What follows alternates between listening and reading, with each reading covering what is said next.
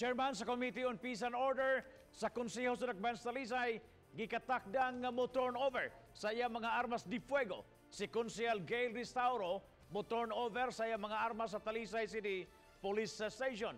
Kini aron pagpaabot sa mensahe nga suportado gud niya alang sa matinud-anon, limpyo ug hapsay ingon man malinawon nga eleksyon.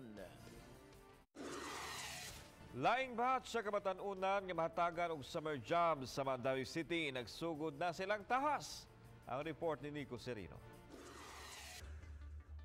Malipayon ang 20 anyos nga si Reven Bondok nga may mahimo siyang trabaho karong panahon sa summer. Lumad nga taga Barangay Paknaan, nangita siya og pamaagi nga makatabang sa iyang pamilya ug dunay panggastusab sa pag-eskwela. May na lang karong bakasyon na may magamit sa para ikasunon mong eskwela kundi ipalit-palit itabang sa mong ginikanan. Mo jud ay dako kay tabang sa gobyerno namo.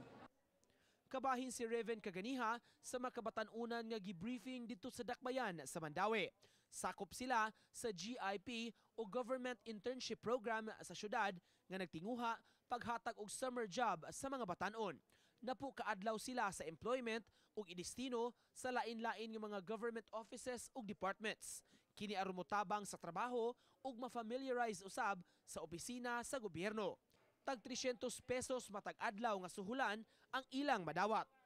Ma-assign ni sila og local and national offices ang ubansad ato ang gipasensos sa nagkalain-lain nila nga mga barangay aron mahibaw gyud na kung pila ang population sa atong batanon karon nga out of school youth nga nag-eskwela nga PWD ug katong mga batanon nato nga kanang on scholarship aron makatabang gyud nila.